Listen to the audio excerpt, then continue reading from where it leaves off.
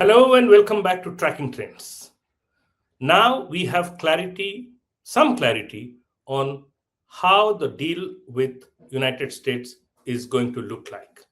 The framework agreement, which is called the interim agreement, has been released for public scrutiny.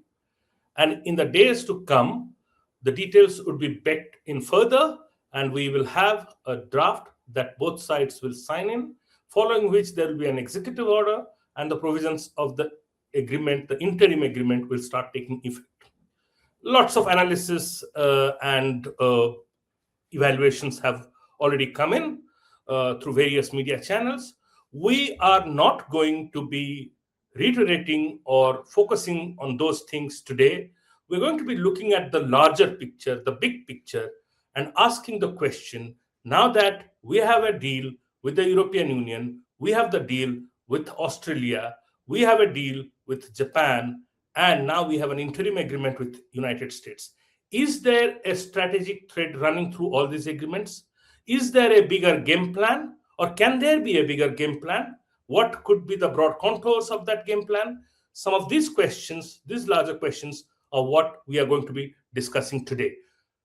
I have with me Arpita Mukherjee, who is a professor at the Indian Council for International Economic Relations, Indian Council for Research in International Economic Relations, ICRIER. It's a leading think tank of the country, and she has been on our shows before, and she will be taking us through the details. She will be giving us some in-depth insights today.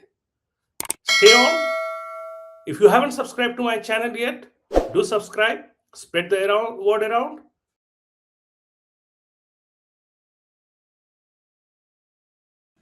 Welcome back, Arpita. Hello. So we now have a framework agreement. Let's go straight to the topic of the day. How does it look like in the larger scheme of things? See, basically, Rajesh, they have clearly said that it is an interim agreement. So you can develop upon it to add more things to a broader trade agreement. So this is a first big stepping stone that both sides have decided to come to a small kind of a mini deal. This is not a surprise because India has done a mini deal with Australia before. India has also done a early harvest with Thailand. This is the concern with this deal probably is that how it will go through the own internal processes because it is more like an executive order in the US, and then how compliant it is with the WTO framework.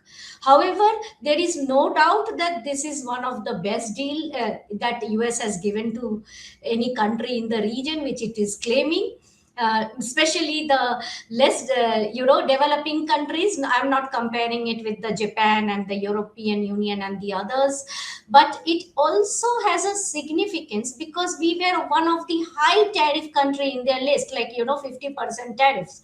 So 50 coming down to 18, somewhere within the deal, if you read, the word oil is not mentioned. Energy security is mentioned. The word oil is not mentioned in the fine prints of the White House. Whatever they have put in public domain, a joint statement, the word dairy is not mentioned, which is very sensitive for India. The word GMO is not mentioned. So the very carefully drafted agreement, which looks like a White House announcement but has a lot of things of India's concern not touched, is, I think, is a very, very good step. Now, you said you outlined what are the good takeaways for India as they look like as of now. But you start off by saying two very important things, that the concerns, there are still concerns. And then the second issue is that to what extent this is WTO compliant. So let me ask you, what are your concerns? My main concern is the respect for any trade deal which is of this nature, because if you look at US and Japan had a deal, they ignored the deal, they went for a higher tariff. US with Vietnam has a deal, that ignores the deal, goes for higher tariff on Vietnam, then they renegotiate. So a deal doesn't ensure long term security, which has been seen in the last 1 year with the US changing its position even with partners with whom they have FTA. So FTA is not a very secure kind of ceiling with US in the current scenario. And given that the WTO dispute mechanism is not working, you are not able to kind of you have to you have to agree or disagree mutually. You don't have a platform to go to. In this situation, it is always better to look at things in a very geostrategic and friendly way and get whatever you have goodies as of now. So, what you're essentially saying, what the US President Donald Trump has offered you today, it is as good as it lasts. He can change his mind anytime. He can go back on the things that he has agreed, which means the US will go back on things that they have agreed, which is what we have seen actually happening with a few countries with whom they actually already signed an agreement. So that's a big concern, right? So it is interim. Now, how it evolves into a final agreement or how it doesn't evolve into a final agreement, both possibilities are very much there, and that should be a matter of concern. That should be something we should keep in mind and be alert to it all the time, right? Now, Right. where is this deal? Where do you find it? Uh, it may not necessarily be WTO compliant, which is why there is an additional layer of complication that gets added. See, WTO says that you can do FTAs provided it is very comprehensive and it covers a lot of things. However, of late you will see it is not only US. However, of late you will see countries tend to do pretty light FTAs and some do very extensive FTAs. But FTAs pattern is changing, and so this would be FTAs talked you mean about. FTAs you mean free trade agreements. Free trade agreements. Now, what America used to do is that they have to first, they agree to do a deal, then the deal goes to through a proper channel of consultations between in-house consultations, like like the European Union deal is going to the European Union Parliament for consultations, then it gets sealed, and then it becomes a deal. Now that process is no longer operating because it is like emergency power and things like that that is happening within the US own official system, for which there are also, you may know that there are also challenges happening in the Supreme Court, that whether they are valid or not. It's not about us deciding the validity of the deal, it is on their side. They internally they are thinking it is valid or not valid, or what needs to be done, whether it is emergency. If you put a tariff on, whether you can use the emergency clause to put a tariff on textile and leather good. These are very important things. And whether they are national security threat itself, a negative trade balance itself is a national security threat or not. These are internal discussions even within the US, and those results of those internal discussion is not out. What is good for us is that businesses on both sides, because it is the largest export market for them, also it is a very big market because of the problems they are facing with China. For businesses of both sides, there is a strong interest to partner, and when businesses are interest to partner, they also lobby with their respective government to say that we need to be good with each other. So that is where I think the Indian and American businesses have to work at their level of partnerships. Governments have to work at the level that they are geostrategic partner, and they have to strengthen that. You cannot bully your partners all the time, and that is something that both sides need to look at. And I think India has done a good job of keeping patience, not panicking, and negotiating calmly and quietly. Do you think we are being bullied? I don't think so. If we had been bullied, we would have taken an action in August. We haven't taken that action. We have taken a calm action. We have stood firm, and we have aligned the European Union FTA and the budget, everything to a benefit of our exporters. I must put it, to the benefit of our exporters. And the concerns of our exporters have been ensured in both the UFTA and this FTA. And to certain extent, when this is out in public domain, the sensitivities to certain extent also looks addressed, because dairy is not mentioned. If you see the very sensitive terms that you went around, chicken leg, dairy, these words are not mentioned in this joint statement. So that shows that India has been able to keep up its stand. But there are people who say it's not so much a reflection of our calmness. In fact, we were, on the contrary, they say we were desperate, and the US president just didn't have time and was not interested in taking time out to address our concern. And that's why it took so long. In fact, people who, I had another expert who is who quite closely works closely with American companies. He had to say this. He said that this deal has been prepared and readied 5 times. It's just that it didn't have things that Trump wanted, and later on Trump just lost interest. And it has taken the both sides to get Trump on board several months, and that's why it got delayed. So that's also another story. It's not so much of I mean, there are people who say it's not about calmness. And but coming back to what you said, uh, Uh, on may the I same, add here? yeah, Sorry. May I add here, what your friend said is not totally wrong. Let me give you the context behind this. India and US were very close, because US asked for so many things which we did not want to give at that stage. Like to Trump, first time when he was here, we did not want a digital trade chapter. We did not want government procurement. So India and US carefully drafted, and they were very, very close to signing of a deal. So close that if you go to the tariff lines on during that period, you will see that everywhere apples have 30% tariff. American apple had 15% tariff. So nobody knew how much reduction was happening. And you may remember those Harley Davidson and other stories which were allowed in. So they were very close. But that time what happened was that the Walmart Flipkart merger happened, and there was issues with the merger. And because there was issues with the merger, Trump reacted with a GSP withdrawal. And because of that, the deal could not get through. So the work was already done. So I may tell you that there is no too much of a new work needed.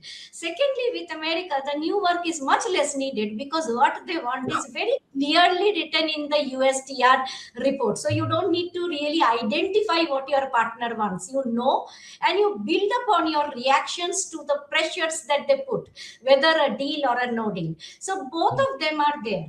However, the good part of this interim agreement is probably, which did not come in the earlier announcement, is to bring in digital trade.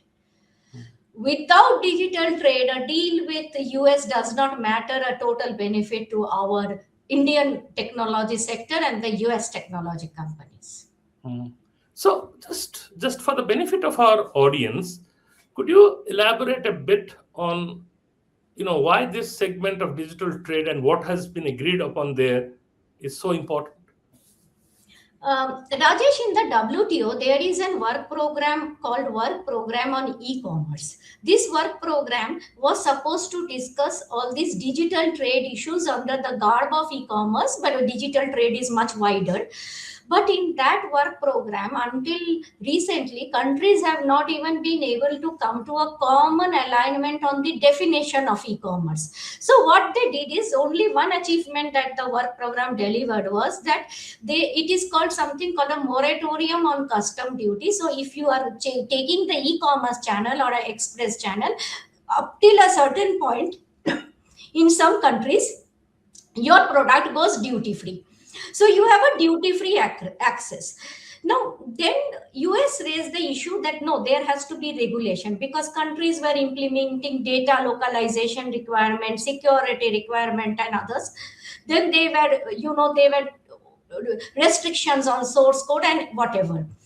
US then brought it that we have to negotiate something in a plurilateral framework. So that JSI was developed in the WTO. When JSI went a long ahead, suddenly US came out of it. JSI. What is JSI? JSI is called Joint Initiatives of E-commerce. Okay.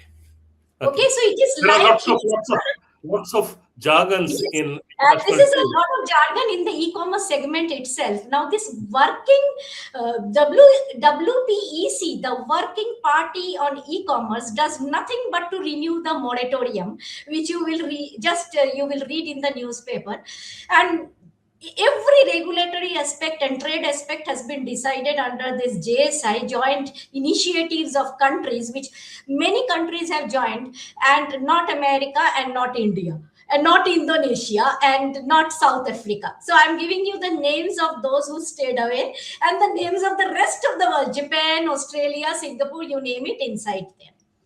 Now, the problem here is that uh, the factor that was keeping America and others out was that China has also joined that. So data is a big issue to be shared with China, sensitive, but European Union is there. Now, JSI has also come out with a text. This text is not too bad from what India wants to do. India is doing that bilaterally. So, India, UK has a digital trade. I am hoping that you will have a digital trade, and in that, we are taking certain commitments in many of these. I don't know how far India will go to commitment with the Americans, but there are certain UN laws and regulations which the countries want to put in place. If you look at the current budget, it is already talking about going paperless. If you look at India, Korea, they are trying bilateral paperless. So the regulatory bodies acknowledges each other's, certifications and processes online, and there is a mobility online. This is a massive thing for businesses because it reduces their cost. Now last year there was a decision taken that that either you guys do something good within the framework of WEPC, or it gets resolved, but this working committee does not stay. So there is a big confusion that within the WTO framework what you can do with moratorium. Now, believe me, Rajesh, moratorium, we are only thinking goods. But imagine the set of IT services that we provide to the Americans. And suddenly Trump came and said, I have withdrawn moratorium. So now the moratorium is getting withdrawn. Digital taxes are coming onto the picture. So everybody wants to secure their digital trade. And in context of the digital trade, it will have goods, like laptop, phone, etc. It will have parts, and data center parts, etc. It will have services. Now the services component, there is ITA 1 which India has signed, ITA 2 India has not signed. It has a lot of consumer goods, but until this digital trade is sorted, you tend to run a situation with the Americans where they can also impose tariff on your IT software. What do you do then? So therefore IT service, so therefore a digital trade chapter, given that there is an uncertainty in the WTO, it is now very important for India to secure it with the key export market, which means US, UK, EU, Australia, and the works. So, which basically means, on the one hand, we had given a temporary exemption from customs duties to services that are sold by companies like Amazon, Spotify in India. Uh, we will be making that moratorium permanent now, right? If I my understanding, We have is a de minimis. We have a de minimis, not services that are sold completely. We have a de minimis, which means 2.5 lakh or something, whichever is settled. De minimis exists when within that limit, if you are doing so. So that is European Union has a de minimis. That is not a problem. The problem is that sometimes countries like India were pushing it on the grounds that it is just a goods trade. And our market, our trade partners were very open in technology and services. So I can be restrictive. My trade partner can be open. That was the world's view of America. That was even China's view of America, that I can do localization, I can do anything, I can take out a American company, but America will not protest because it is the world leader in technology. This is the first time that he has touched technology, both from the H1B visa angle, from the moratorium angle, scaring all the trade partners that, America can also become protectionist. And that is, I think, made all the trade partners think. And if you see, Indonesia went and signed a digital trade agreement. So everybody started, moving out of their own partnerships that they thought of lobbying partner in the WTO. So in Indonesia first walked out of the joint, some kind of partnership it had with South Africa and India, and closed the deal with the Americans. So India is also now looking at that option, and that option is a good option to look at because that is your export market. Okay, so which means, I mean, if the outcome is positive on that account, now that you have a chapter included on digital trade, the fear of our IT companies that the services they export to America could at some point in time come under the tax ambit, that fear kind of gets addressed, right? If Rajesh, I am talking about custom related tax. I'm not talking about domestic market digital tax. Okay, so GST can be imposed on Netflix. Okay, that is a no, no, different no, story. no, no, I'm no, talking about. I'm talking about our IT companies Hmm. offering services in the US. The Yeah, fear of it can be subject to their local tax, but it is not subject to the tax that it is being exported. That is the ceiling that companies are trying to get through the trade. Hmm, In trade, you can only stop any country anywhere from imposing restrictions on trade issues. right. Domestic regime prevails. Yeah. Okay. Got it. Got it. Uh, okay. So let's last one point. I will go back when we were talking about, you know, in every deal there has to be trust, and in every deal there has to be, from both sides, a sense of equal partnership or negotiating on par. But on the one hand, you had this framework agreement that got released alongside. The United States also released another statement, which almost bordered on a threatening language, that if you don't stop buying Russian oil directly or indirectly, the U.S. Secretary of State, who is the foreign equivalent of the Foreign Minister of America, Marco Rubio, would be empowered to invoke the International Emergency Economic Powers Act and decide on any course of action. So, so there is a threat that has also come alongside. Is that a fair thing to do when we are going into an agreement in good faith? See, trade agreements are sometimes, you have to look at trade agreements as not always aligned with geostrategic interest. Let me put it. And sometimes we do say as developing countries that we we feel threatened. That is also not true, because when we went to the WTO and negotiated food security against trade facilitation, America was also feeling threatening. But it is not like that we don't threaten and they threaten. We may not come No, as no, no, strong no. as in our communication. Now, coming to your Russia problem, Russia and India have long term very good geostrategic relationships. Okay, let me come there. We have very good geostrategic relationship, and and Russia is also somewhere cushioning us from China. You have to understand that also, like, because we are good with Russia, we are part of BRICS, we get cushioned against China. And now the oil purchases, today they have talked about Russian oil, tomorrow they can talk about Iran oil. The oil purchase is something which they are talking about, but when you come to the nitty gritty of the agreement, it is talking about energy purchase from America.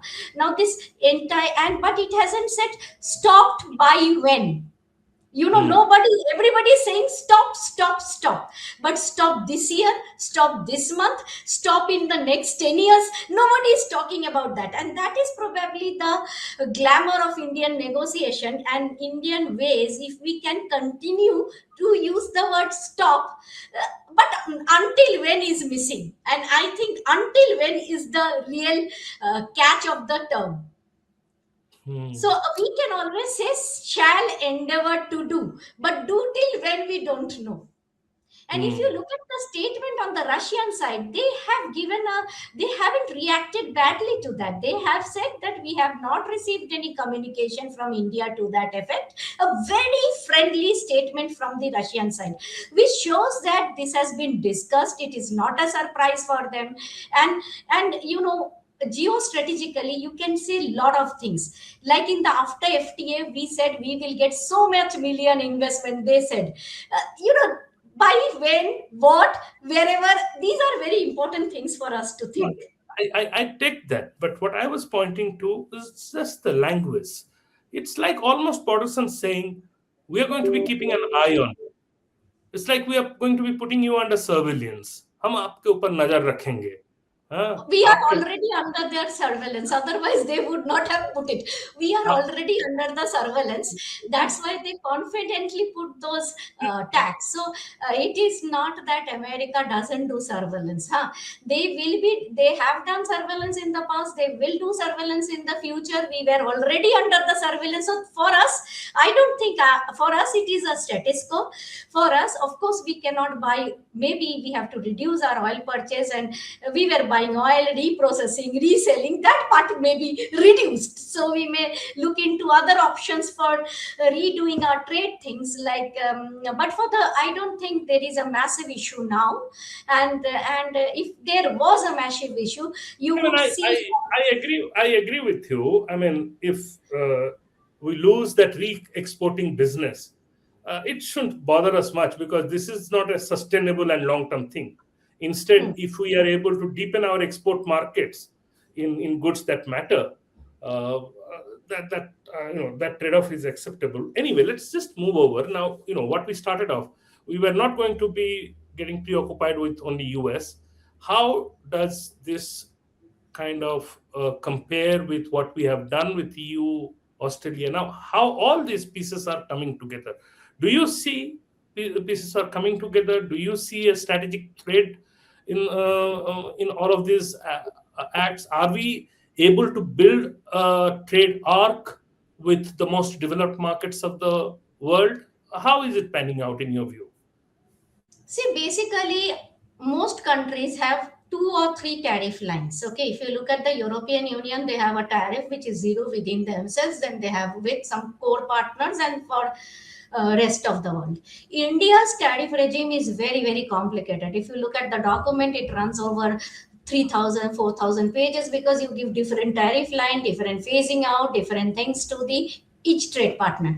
So what you gave to the UK, you gave in whiskey, you gave it a little better in wine to the European Union. Now there is something called MFN. When two partners sign the agreement, there is something called MFN. MFN means if any of the partner gives anything better to anybody else, I am going to get it. Now in that this MFN clause is only there in the Australia agreement. So it was Japan asked for it, we did not give. For us, what is happening is that for us, every trade agreement, if it has to be upgraded. Now, if I go back to my old Japan and Korea agreement, they are pretty bad compared to the current ones. Now, if I want to go, I have to renegotiate. So it is a renegotiated deal. It is not an automatic bonus that you get on either side. So here the problem is that if these deals are very good, the question is why is Japan and Korea not asking for a renegotiation? That is the core question in my mind, and that is something we need to really think through. Then once this all these deals are in out, we need to really map them against one another to see where the which one is the best one, because as of now we are not able to understand the best deal. The best deal is not only in terms of its tariff reduction, but the phasing out has to be low. You know, if something is over 10 years and something is over 5 years, 5 is much better. Now, who gains, who loses is only going to come into the picture when we have everything in one plate. As of now, we don't have it. We don't have the picture of the European deal. We don't have the picture of the US deal. But we know that for sure, Australia is going to benefit, you know, with the MFN without a deal but a mini deal. So this is the situation we are in today. Japan is definitely not going to benefit as much, and Korea, because for them they have to renegotiate. Now whether they want to renegotiate, what they would renegotiate is a very very different thing. Now this is the first point. Second point is countries renegotiate according to their strength. They don't just sit and negotiate. So whatever is their strength, they will look into it and they will see if others have got it. Now, if others have got it, they will ask for it. So it is quite a complex system that is going to come up with the American and the European deal once made public, and then you may need to revisit. Hmm. In fact, I'm glad you brought this point up, because we have now gone on signing these FTAs. In the last 2 years now, we have signed 9 FTAs, and I haven't seen if at any point in time the government has made a comprehensive assessment of what impact all these FTAs that over the years that we have worked out. Uh, what we must be now having almost 2 dozen FTAs. Yes, we have. They Yeah. do impact assessment, but unfortunately, the core data that you need for impact assessment, like rule of origin, what product is coming into your country through the FTA route and normal route. I can bring my product into India through any of the two routes, right? FTA route, I can use my tariff, and I can bring it without using the tariff. So Yeah. that kind of data is, many countries are now started giving those data in public domain. We haven't yet produced those detailed data. So both inside and outside, you, when you bring in a product and when you export a product, you actually tick mark whether you are using. So in some cases you have more than one FTA. So let's say Singapore, I have a Singapore agreement, I have a ASEAN agreement. So which agreement I am using? So it is a very interesting thing, but that data is not out in public domain for our case. Yeah, I But mean, sometimes, what we have seen so far, I won't say there has been assessment. I mean, what we have seen so far is a compilation of headline numbers, and a compilation of headline yes. numbers won't give you the insights that are required for credible action. So, what I'm Yes. talking about now, it is high time, as you mentioned, that we need to have a strategic thread running across all these FTAs, and that strategic thread also has to be worked out, keeping in mind the larger geopolitical interest and geopolitical dynamics, which are also changing very fast.